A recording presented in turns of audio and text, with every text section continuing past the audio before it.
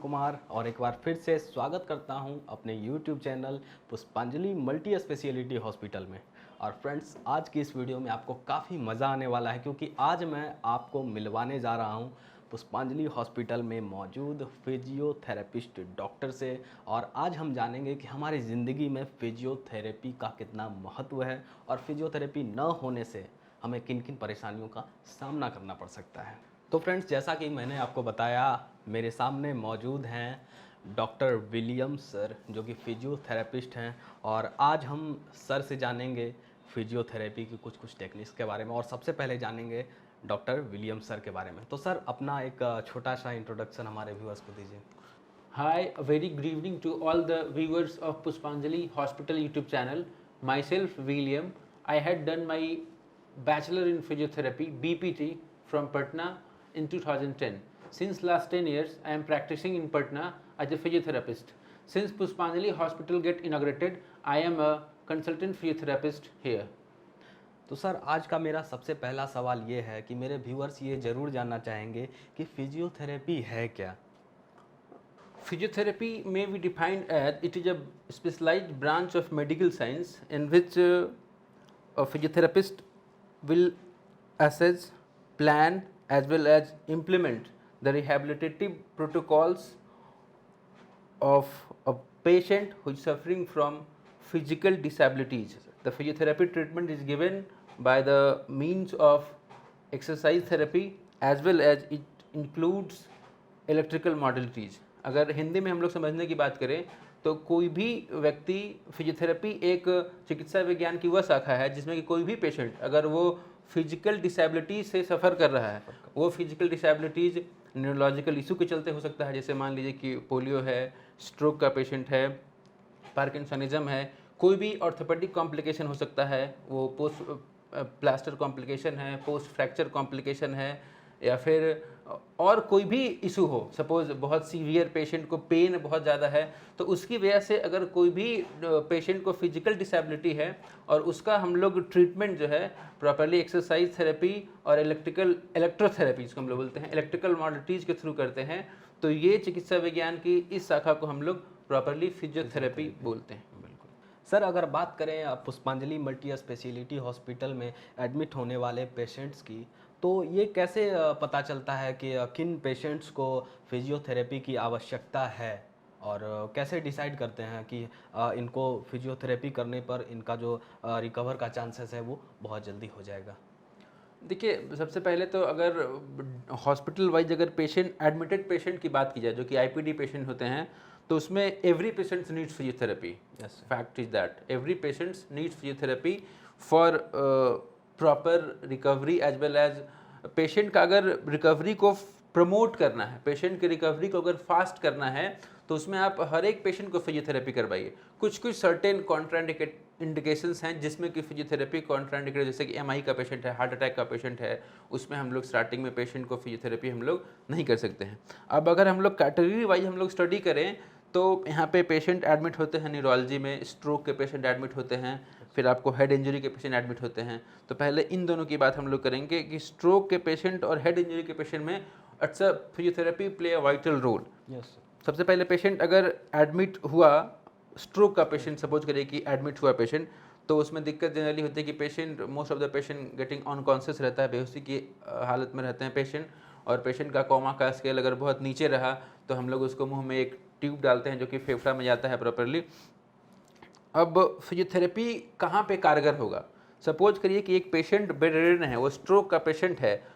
और वो unconscious state में है, तो सबसे पहला हम लोगों का रोल क्या क्या होता है कि पेशेंट का चेस्ट जो है, लंग है, वो ख़राब नहीं हो, लंग में निमोनिया नहीं हो, पेशेंट को बेडसोर नहीं हो, और तीसरी बातें होती हैं कि पेशेंट में डीवीटी प्रोफाइलेक्सिस पे काम करना है कि पेशेंट का जो ब्लड्स का सर्कुलेशन है वो प्रॉपरली मेंटेन रहे। चौथा होता है कि पेशेंट का जो मसल पावर लॉस हो गया है स्ट्रोक की वजह से, पेशेंट को जो पैरालिसिस की दिक्कत आ गई है, लकवा का जो शिकायत हो गया है, उसको भी मेंटेन करना है, पेशेंट का जो मसल पावर है उसको भी रिगेन करना है। तो इन 4-5 बातों का ख्याल रखना है। पेशेंट का जो रेंज है जॉइंट का, अगर हम लोग पेशेंट को छोड़ देंगे पड़े पड़े तो धीरे धीरे मसल का जो स्टिफनेस हो जाता है प्रॉपरली, धीरे धीरे जोड़ सब जाम हो जाते हैं। तो ये सब चीज़ें जो है सेकेंड टू थर्ड डे से हम लोग स्टार्ट कर देते हैं फिजियोथेरेपी। सबसे पहला उसमें इंपॉर्टेंट रोल होता है चेस्ट फिजियोथेरेपी का। चेस्ट फिजियोथेरेपी में हम लोग पॉस्चरल ड्रेनेज करते हैं जनरली। अगर पेशेंट सपोज करे कि बेहोशी की अवस्था में वो पड़ा हुआ है तो उसमें कफ का सिक्रेशंस बहुत ज़्यादा कफ बनता है, और हम लोग जब कॉन्शियस स्टेट में रहते हैं तो खांसी को कफ करके या तो बाहर निकाल देते हैं, नहीं तो उसको घोट करके फिर हम लोग डाइजेस्टिव ट्रैक में लेके वो प्रॉपरली हो जाता है। लेकिन जो पेशेंट बेहोशी की हालत में है वो पेशेंट कफ को बाहर निकाल नहीं पाता है, या फिर कभी कभी बेहोशी की हालत में जो पेशेंट रहता है वो वॉमिटिंग करता है। इसको हम लोग उल्टी कह सकते हैं कि उल्टी करने के दरमियान क्या होता है कि कुछ फूड पार्टिकल्स जो है या कुछ लिक्विड सब्सटेंसेस जो है वो रेस्पिरेटरी ट्रैक में, सांस की नली में चले जाते हैं, जिसको हम लोग एस्पिरेशन बोलते हैं। और एस्पिरेशन जो है वो निमोनिया कराता है और क्रिटिकल चेस्ट इन्फेक्शन कराता है। और एक बात हम लोगों को हमेशा ध्यान रखना चाहिए कि जो स्ट्रोक का पेशेंट होता है, खासकर जो पेशेंट अनकॉन्शियस स्टेट में है, तो one of the most common cause of death is aspiration pneumonia. Patient बिल्कुल सही है, अनकॉन्शियस स्टेट में है और एस्पिरेट किया, वॉमिटिंग किया कुछ, या पेशेंट को अटेंडेंट ने कुछ खाना खिला दिया, वो उस टाइम पे सरक गया, पेशेंट कोलैप्स कर गया। तो एस्पिरेशन अगर हो गया, अगर एस्पिरेशन करने के बाद अगर एस्पिरेशन निमोनिया पेशेंट को हो चुका है, तो जो भी मेडिकेशन चलती हैं साथ साथ में फिजियोथेरेपी का बहुत इंपॉर्टेंट रोल होता है। पेशेंट को अगर कफ आ रहा है प्रॉपरली तो हम लोग उसका प्रॉपर पॉस्चरल ड्रेनेज प्रोसीजर करते हैं, जिसको हम लोग पेशेंट को अलग अलग पॉस्चर में लिटा करके उसका परकशन वाइब्रेशन करके जो भी कफ है उसको कफ के या तो सक्शनिंग का एक प्रोसीजर होता है, सक्शनिंग से हम लोग कफ को प्रॉपरली बाहर निकालते हैं। ये हो गया चेस्ट केयर। दूसरी बातें होती है कि अगर पेशेंट बहुत लंबे टाइम तक बेड रिडन हो तो उसमें डीवीटी होने के बहुत चांसेस बढ़ जाते हैं प्रॉपरली, कि पेशेंट पड़ा हुआ है, अगर उसका लिम्ब का कोई मूवमेंट नहीं हो रहा है तो ऑलरेडी ब्लड सर्कुलेशन जो है जनरली उसका हैम्पर्ड होता है। तो उसके लिए हम लोग डीबीटी पंप वगैरह यूज करते हैं, या प्रॉपरली एंकल टो एक्सरसाइज है, काफ मसल्स का स्क्वीजिंग वगैरह करते हैं, ताकि जो है उसके बॉडी में जो ब्लड सर्कुलेशन है वो प्रमोट हो। और अगर पेशेंट को अर्ली मोबिलाइजेशन स्टार्ट हो जाता है, अर्ली मूवमेंट करना शुरू करते हैं, अर्ली फिजियोथेरेपी स्टार्ट होती है, तो पेशेंट का जो प्रोग्नोसिस है वो बहुत हद तक इम्प्रूव होता है और पेशेंट को सेकेंडरी कॉम्प्लिकेशन होने से बचाता है। डीवीटी नहीं होगा, अगर पॉस्चर प्रॉपरली चेंज कर रहे हैं, सारे जॉइंट का मूवमेंट कर रहे हैं तो कोई टाइटनिंग नहीं होगा, कॉन्ट्रैक्शन नहीं होगा, जो भी जॉइंट का, जो भी जोड़ का जो रेंज है वो प्रॉपर मेंटेन होता है। और ये सब मिल करके पेशेंट के जो रिकवरी है उसको बहुत एक अपर लेवल तक जो है वो इम्प्रूव कर देता है। सो मैं एक बात ज़रूर कहूँगा कि न्यूरोलॉजी वाले पेशेंट्स में वो आइदर वो हेड इंजरी हो, या फिर वो स्ट्रोक का पेशेंट हो, या फिर एनी अदर कॉम्प्लिकेशंस हो, जो भी, क्योंकि मोस्ट ऑफ द केसेस जो है अगर हम लोग न्यूरोलॉजी की बात करें, एक्सेप्ट हेड इंजरीज, वो तो कंफर्म नहीं किसको हेड इंजरी होता हो, लेकिन मोस्ट ऑफ द जो न्यूरोलॉजी केसेज हैं वो सब ओल्ड एज पेशेंट्स में होते हैं। तो वो सारे पेशेंट्स में जो है फिजियोथेरेपी एक बहुत अहम रोल प्ले करता है, और नॉट केवल ओल्ड एज में ही नहीं, हर एक पेशेंट्स में, जो भी पेशेंट न्यूरोलॉजी का है, अगर वो पेशेंट क्रिटिकल केयर डिपार्टमेंट में एडमिटेड है और आईसीयू में एडमिट है, हॉस्पिटल में एडमिट है, तो उसमें जो है फिजियोथेरेपी उसके रिकवरी में एक बहुत अहम रोल प्ले करता है। तो सर ये तो बात हुई न्यूरो से रिलेटेड पेशेंट की फिजियोथेरेपी के बारे में, और अगर चेस्ट के जो पेशेंट होते हैं अगर उनकी फिजियोथेरेपी की बात की जाए तो उनके साथ क्या क्या कंडीशंस होती है और उनको क्या क्या परेशानी हो सकती है फिजियोथेरेपी न होने से? हाँ बिल्कुल, chest physiotherapy plays a very vital role in improving the patients who is suffering from chest complication. अभी हाल फिलहाल में ही कोविड-19 का दौर गुजर रहा था और इसमें बहुत सारे पेशेंट्स जो है वो कोविड के एडमिट हो रहे थे यहाँ पे। तो ऐसे पेशेंट्स जिसमें कि रेस्पिरेटरी सिस्टम इन्वॉल्व है, रेस्पिरेटरी कॉम्प्लिकेशंस वाले पेशेंट्स में बहुत इम्पॉर्टेंट रोल होता है फिजियोथेरेपी का।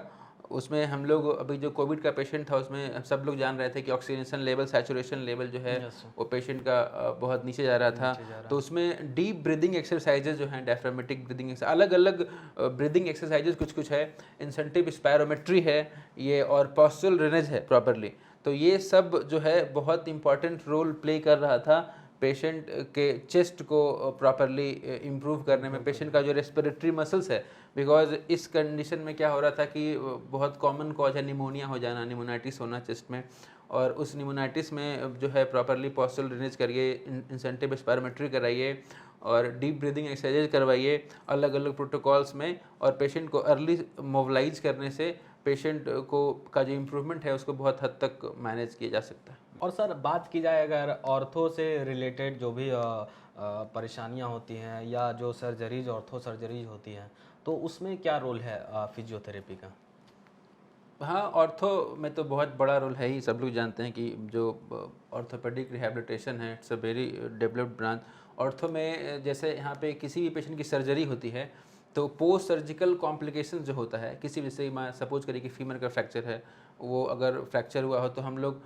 जो है प्रॉपरली उसके अराउंड के भी जो भी जॉइंट्स होते हैं या फिर जो भी सर्जरी के बाद पोस्ट सर्जिकल जो भी मसल्स डैमेज हुआ हो उसके मसल्स पावर को गेन करना, मसल्स पावर को स्ट्रेंथन करना प्रॉपरली फिजियोथेरेपी के अंडर में आता है। दूसरी बात है कि कोई पेशेंट जो कि पोस्ट प्लास्टर कॉम्प्लिकेशन हो गया किसी पेशेंट को, अगर बेसिकली ओपीडी में इस तरह केसेस बहुत आते हैं कि पोस्ट प्लास्टर कॉम्प्लिकेशन हो गया, पेशेंट का जो प्रॉपरली जॉइंट है पूरा मुड़ नहीं पा रहा है, तो ये वही कारण से होता है। प्लास्टर हो गया, पेशेंट उस टाइम पे प्रॉपरली मूवमेंट नहीं किया, या फिर अगर प्रॉपरली फिजियोथेरेपी उसको स्टार्टिंग में नहीं मिल पाई, सर्जरी हुआ, सर्जरी के बाद अगर उसको अर्ली फिजियोथेरेपी नहीं मिल पाई तो उसके बाद में बहुत सारे कॉम्प्लिकेशन डेवलप होते हैं। सो हम लोग यहाँ पे जो भी पेशेंट की सर्जरीज होती है और जिसमें प्रॉपर इंडिकेशन होता है कि पोस्ट सर्जिकल, हम लोग इसे हिप रिप्लेसमेंट हुआ, हिप रिप्लेसमेंट के बाद हम लोग पेशेंट का जो है मोबिलाइजेशन, हम लोग 3 to 4 डेज आफ्टर हम लोग पेशेंट का जो मोबिलाइजेशन है, हम लोग आउटसाइड बेड मोबिलाइजेशन हम लोग उनका स्टार्ट कर देते हैं। और जो भी ऑर्थोपेडिक रिहैबिलिटेशन के अंदर किसी भी जॉइंट के रेंज को जो है वो मेंटेन करना हो, रेंज ऑफ मोशन को प्रॉपरली मेंटेन करना हो, पेन का जो मैनेजमेंट करना हो, एक्सट्रीम पेन हो रहा हो तो हम लोग उसके लिए कुछ कुछ इलेक्ट्रिकल मॉडलिटीज़ हैं, जैसे कि टेंस है, यूएस थेरेपी है, एसडब्ल्यूडी है। तो with electrical modalities and manual therapy हम लोग इसको मैनेज करते हैं प्रॉपरली, और इससे पेशेंट को बहुत ही ज़्यादा इंप्रूवमेंट मिलता है, रिलीफ मिलता है।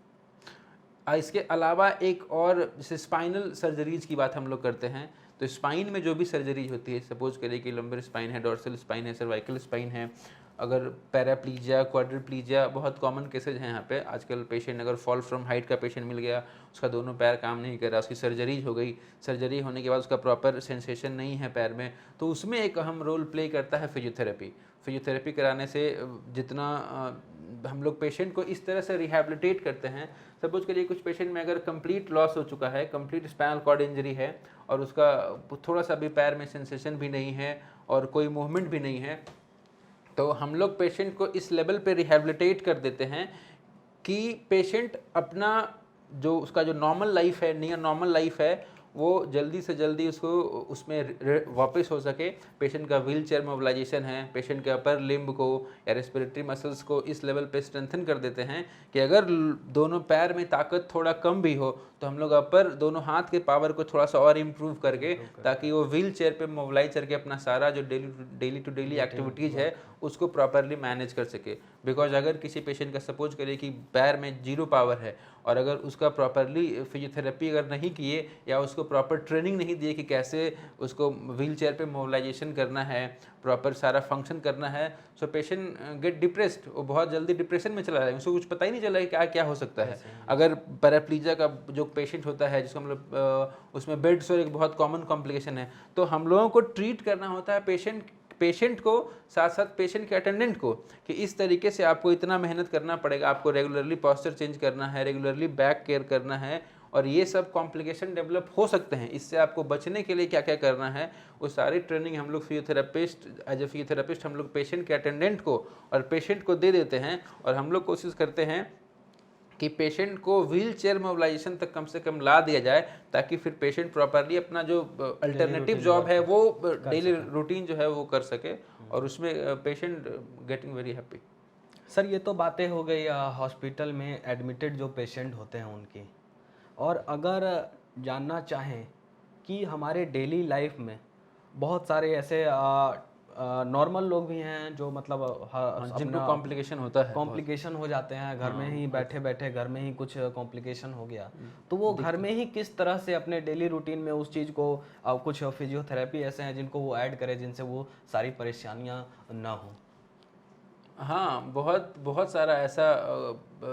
पॉस्चरल डिसऑर्डर है जनरली हम लोग बोल सकते हैं, या फिर हमारे डे टू डे लाइफ में बहुत सारे ऐसे कॉमन इशूज़ हैं, उसकी वजह से हम लोगों को लाइफ में बहुत सारा इशू, बहुत सारी जो है ऑर्थोपेडिक कॉम्प्लिकेशन झेलनी पड़ती है। जैसे हम लोग अभी बहुत कॉमन इशू है arthritis of the knee, osteoarthritis of the knee बोलते हैं, घुटने में दर्द होना बहुत कॉमन एक है। बहुत अर्ली एज में अभी ये हाँ प्रॉब्लम जो है हो बिल्कुल, जा रहा है। पेरी अर्थराइटिस है, कभी फ्रोजन शोल्डर बोलते हैं, बाह में दर्द हो गया, बैक पेन हो गया, ये सब बहुत कॉमन कॉम्प्लिकेशंस हैं जो कि पेशेंट को। तो सबसे पहला है कि इसके लिए आपको, अब यहाँ पे तो पॉसिबल नहीं कि हम सारा कुछ डेमोन्स्ट्रेट कर सकें एक्सरसाइजेज को, तो सबसे पहला तो एक ये है कि आप रेगुलरली एक्सरसाइज करें, अपना वेट मैनेजमेंट करें। अगर आपका वेट मैनेजमेंट प्रॉपर है तो आपको ऑस्टियोआर्थराइटिस की बीमारी जो है, ऑस्टियोआर्थराइटिस की बीमारी नहीं, और साइड में बहुत सारे कॉम्प्लिकेशन है, डायबिटीज़ है, हाइपरटेंसिव है, और डायबिटीज़ हाइपरटेंसिव आप जानते हैं कि दोनों मिल करके स्ट्रोक के लिए बहुत कॉमन कॉम्प्लिकेशन है, बहुत मेजर इशू है। तो अगर आप अपना वेट मैनेजमेंट प्रॉपर करते हैं, रेगुलर एक्सरसाइज करते हैं, रेगुलर फिजियोथेरेपी करिए, अपनी फिजियोथेरेपी खुद करिए, रेगुलर एक्सरसाइज करिए, वॉक करिए प्रॉपरली, पॉसिबल हो तो आप जिम भी जा सकते हैं। और कम से कम मेरा एक हम्बल रिक्वेस्ट है कि हाफ एन आवर तो आप एक नॉर्मल आदमी को रेगुलर वॉक, ब्रिस्क वॉक करना ही चाहिए। इससे आपका हार्ट भी हेल्दी रहेगा। और एक आप हेल्दी डाइट लें, उसमें जो एक limited amount of everything, nutrients जो है, काम, प्रोटीन, कार्ब्स एंड फैट का एक जो रूटीन है उसके हिसाब से प्रॉपर डाइट को कंट्रोल करें, रेगुलर एक्सरसाइज करें और अपनी फिजियोथेरेपी खुद से रेगुलर करें।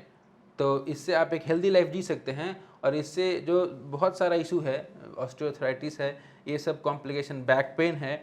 तो अगर आपको ऑस्टियोआर्थराइटिस हो गया तो ये तो डिजेनरेटिव चेंजेस है। अगर आपका वेट मैनेजमेंट प्रॉपर नहीं है तो आपका कॉम्प्लिकेशन बहुत बढ़ जाएगा। बट कोई कॉम्प्लिकेशन पहले से नहीं हो, इसके लिए अगर आप अपना डाइट कंट्रोल करते हैं, रेगुलर एक्सरसाइज करते हैं, अपने रेगुलर फिजियोथेरेपी करते हैं, और तो आप एक हेल्दी लाइफ को जी सकते हैं और बहुत सारी परेशानियों से बच सकते हैं। श्योर। और अगर कोई कॉम्प्लिकेशन होता है तो आप बिल्कुल पुष्पांजलि मल्टी स्पेशलिटी हॉस्पिटल आ सकते हैं। यहाँ पे मैं ओपीडी में भी अवेलेबल हूँ, आप आकर के प्रॉपर ट्रीटमेंट ले सकते हैं। और अगर कोई patient suffering from any kind of pain, back pain हो, नी पेन हो, आपका शोल्डर पेन हो, तो उसके लिए आकर के प्रॉपर आप अपना कंसल्टेशन ले सकते हैं। और खुश रहिए, हेल्दी रहिए, सेफ रहिए। तो फ्रेंड्स, कैसा लगा आज का हमारा ये वीडियो, कमेंट्स करके ज़रूर बताएं। और हाँ, फिजियोथेरेपी से रिलेटेड किसी भी तरह के क्वेश्चन अगर आपके मन में हो तो बिल्कुल ज़रूर कमेंट्स करें, और हम हर संभव कोशिश करेंगे आपके हर कमेंट्स का रिप्लाई दें। और अगर ये वीडियो अच्छा लगा हो तो लाइक करें, शेयर करें, और हमारे इस चैनल को सब्सक्राइब ज़रूर करें, ताकि इस चैनल की जो भी वीडियो अपडेट्स हैं वो सबसे पहले आप तक पहुँचें। धन्यवाद।